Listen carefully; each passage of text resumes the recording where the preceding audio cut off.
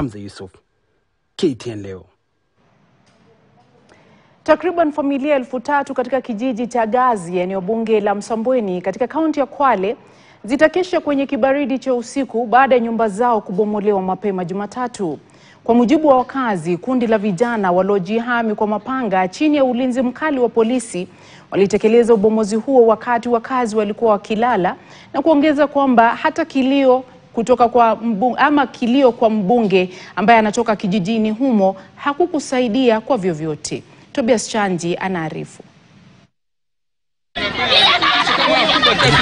Ya mchwa katika makazi ya Gazi kwenye barabara kuu ya Likoni Lungalunga, eneo la Msambweni, kaunti ya Kwale, ambapo vitengo kadhaa vya polisi vilivyokuwa vimejihami kupindukia vilishika doria na kutoa ulinzi kwa kundi la vijana waliokuwa wameficha nyuso zao wakiendelea na shughuli za ubomozi.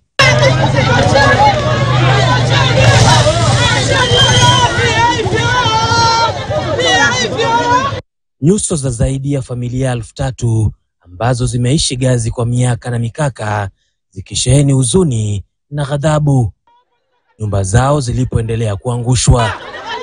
Ardhi iliyo katikati ya mgogoro ni ekari 306 iliyotolewa na kampuni ya Msambweni Development Company inayohusishwa na wanasiasa wakuu nchini. Kilichopo hapa ni maonevu, kwa sababu tunachokiona hapa sisi, walikuja jana watu wa Power wakakatazwa wakaenda na polisi, lakini leo saa 11 asubuhi tumeona ugeni ambao si wa kawaida. Mapanga, vijana kama 200 na mapanga, polisi na viongozi baadhi ambao wamesimama kando bila taarifa. Wakaanza kuvunja manyumba, na cha kushangaza wavunjaji wanaiba mpaka ma TV na simu na kila kitu. Sasa je, hii mambo ni ya serikali? Kama ni serikali, mbona wanakuja watu ambao wana mapanga, wanaiba simu, wananyanyasa vijana, wananyanyasa kina mama? Na mimi na wazazi, na watoto wangu, na mimi na wajukuu na utukuu. Hivi leo naambiwa nihame, niondoke, niende wapi?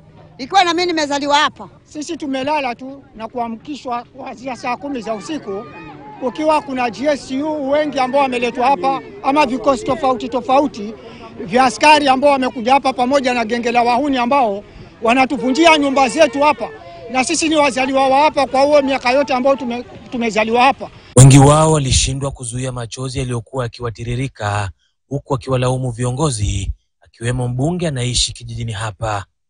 Wanasema walistahili kupewa hati miliki, ila majina yao yameondolewa. Nimelelewa hapa, nimezaa mimba zangu 8 hapa, nasomesha watoto wangu hapa. Sasa mpaka dakika hii serikali ambazo zinitoka 306, na shangaa nikiwa Simo na ndiko tazo ya kwanza kujenga hapa. Hicho kitu cha niuma. Nyumba zangu 2 saizi zimevunjwa. Majirani wote wamevunjiwa nyumba. Ukiangalia hiyo ni yake. Mimi nitapeleka watoto wangu wapi? Nitaishi vipi mvua hii? Mali gani mimi nitapata jisaidie sahihi? Kama mbunge wetu mwenyewe tuliokuwa namsimamia saa 9 za usiku tukampigia kura, ametumia watu wa vipanga watu atuue. Kilio chetu kikubwa sisi tumlilia Feswali. Maana sasa hivi tumkata jina Feswali, si mbunge tena. Tangu jana mpaka sasa hivi mbona hajafika? Serikali yetu hii ni haki, ama sisi hatuna kura, ama sisi kura zetu kwenu si haki, ama sisi sino wananchi wa Kenya? Lakini kwa sasa watalazimika kukesha kwenye kibaridi cha usiku na mvua, wasijue hatima yao. Kwa huko wamekuja kuvunja nyumba zetu, alafu baadaye bado wanatushika tena sisi. Hiyo sio haki. Tobias Chanji, kaunti ya Kwale. Kufuatia malalamishi ya